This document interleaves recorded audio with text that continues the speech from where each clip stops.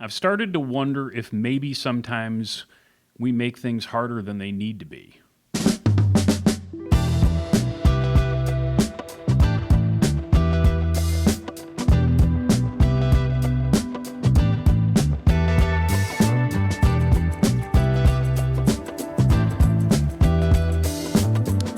Welcome back, friends. Welcome back.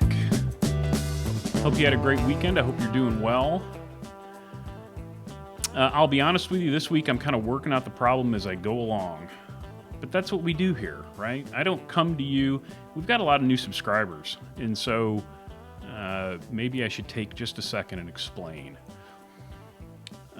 When I visit with you during the week, I don't come with grand proclamations because I don't know everything. I know a lot of things, but I don't know everything. What I do is I try to share ideas, and then we have a conversation down in the comments. And most of the time, I have nothing to sell. Not all the time, but most of the time. So I started thinking last week, sometimes the most obvious answer is the best answer. Allow me to explain. When I discovered Rivendell, started selling a lot of Surly, started playing around with handlebar setups and different ways to set up the bike, there weren't the options that we have today.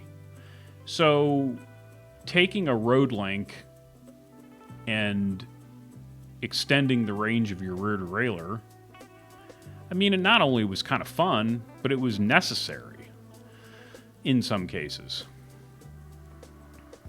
Today there's just a lot more options.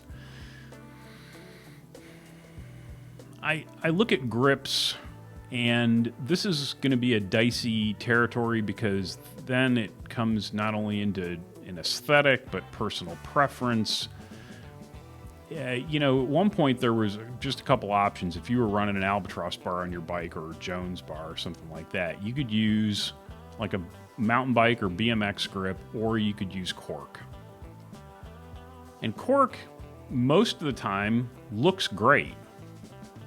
I don't like the way it feels, especially when you get a couple coats of shellac on it.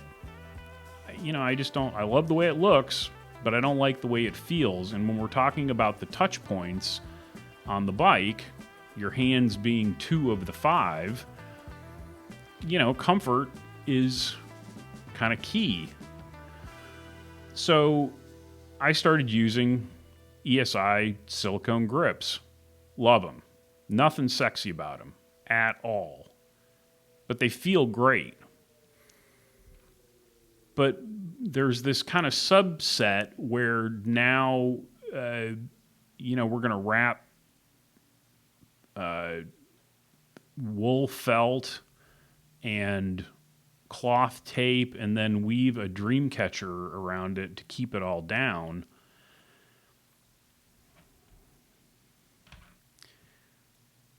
I mean, I guess, but it just seems like the simplest option is put some kind of silicone grip on the bike. Now, I understand. This is the section where it's like somebody really likes the way that it looks. They enjoy the process of crafting the grip. I get it. But you see where I'm going with this. Derailleurs and shifters are the big one. Because like I said, 10, 15 years ago, there were not the options that there are now, product shortages notwithstanding. So if you've got, say, a rival rear derailleur, and you want to you're building a bike and you want to put drop bars on that bike, what's the most obvious answer? Well, the obvious answer is get a rival shifter, double tap shifter. It isn't going to be funky, and when I mean like Instagram funky, but it's going to work. The other option is, you scramble around and try to cobble something together that works with that rear derailleur. The simple, obvious answer is use the shifter that was designed for the rear derailleur.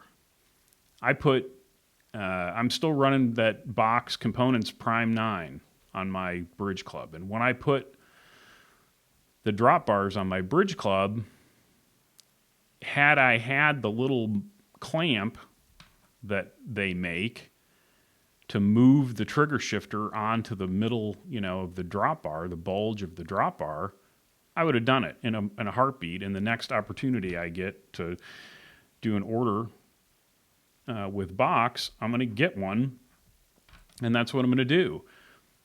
The friction shifter bar end shifter that I'm running on the bike, it works fine, but the height of the bars, every time the wheel flops over, which it does every time I stand it up or try to move it somewhere because it's got a front rack and a bag and all this stuff on it, the height of that shifter is right in line with the top tube. And it bangs up against the top tube and it knocks the bike out of gear. And it's not first world problems, obviously, but it's kind of a pain. And if that shifter was right there, click, click, click, it would work a lot better.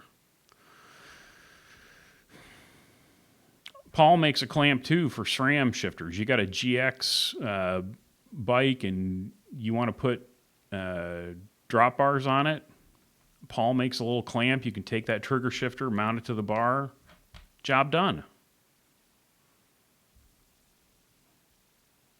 Like I said, this is just a work in progress, and I look forward to hearing your ideas down in the comments below.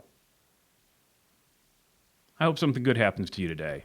Until next time, be nice, work hard, ride bikes, play music when you can. I'll talk to you soon.